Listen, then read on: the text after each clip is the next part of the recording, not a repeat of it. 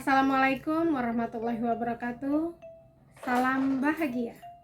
Saya Novrianti dari SMA Negeri 2 Bengkulu Tengah akan menyampaikan koneksi antar materi yang tujuannya membuat kesimpulan, merefleksi pengetahuan dan pengalaman baru dari Ki Hajar Dewantara.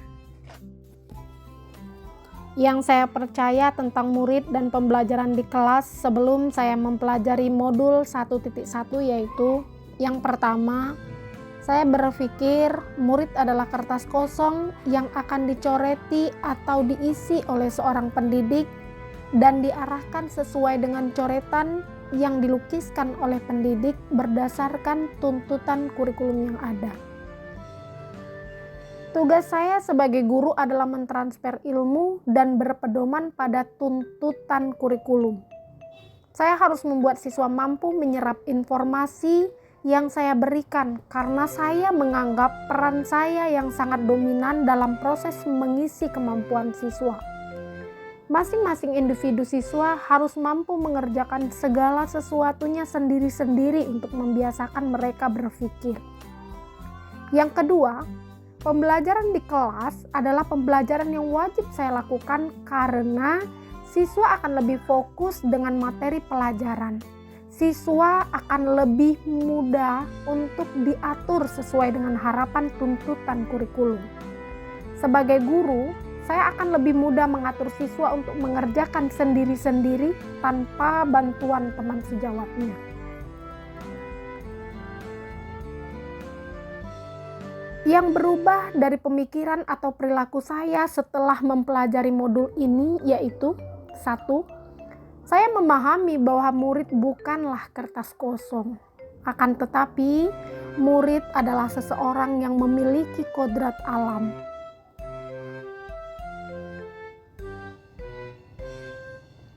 Yang kodrat itu akan dituntun perkembangannya oleh seorang guru guna memperbaiki lakunya, bukan dasarnya, agar tumbuh kekuatan kodrat anak tersebut sesuai dengan kodrat zamannya.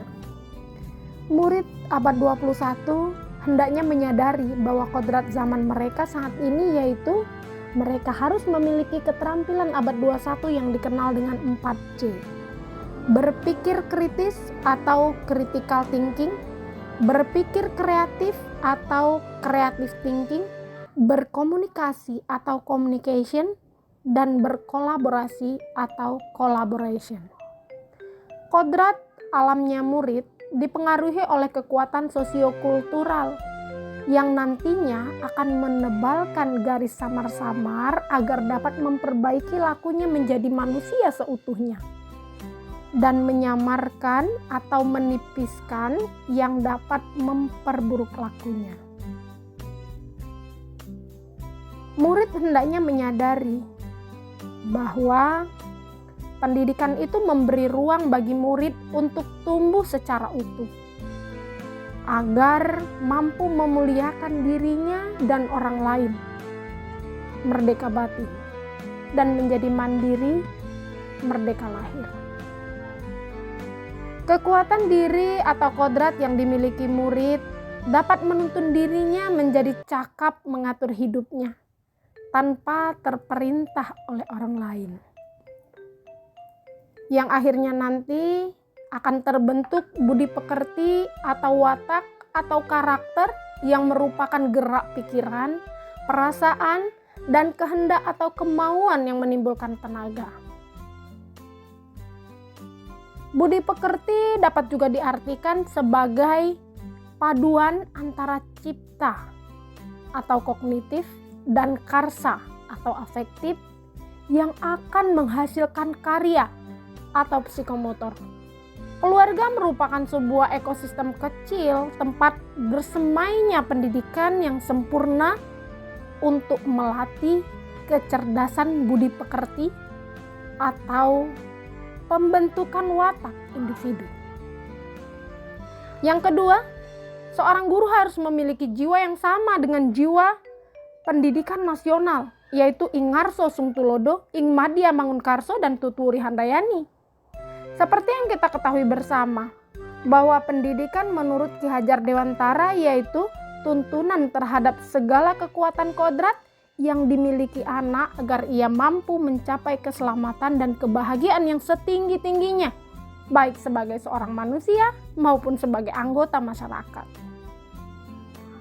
Dalam pendidikan, guru berkewajiban menuntun murid dan memberi kebebasan serta arahan agar murid tidak kehilangan arah dan membahayakan dirinya.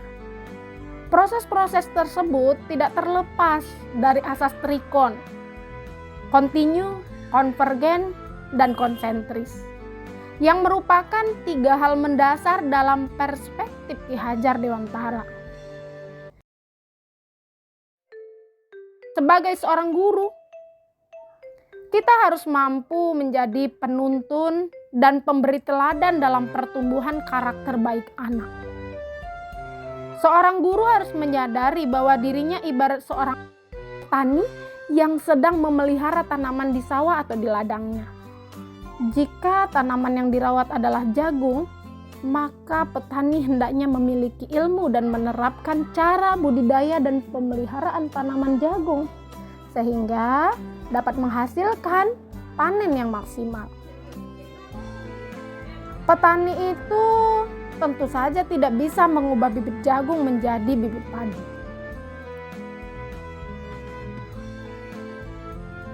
Yang dapat segera saya terapkan lebih baik agar kelas saya mencerminkan pemikiran Ki Hajar Dewantara, yaitu yang pertama, mendesain pembelajaran yang menyenangkan, menarik, dan siswa dapat berkolaborasi.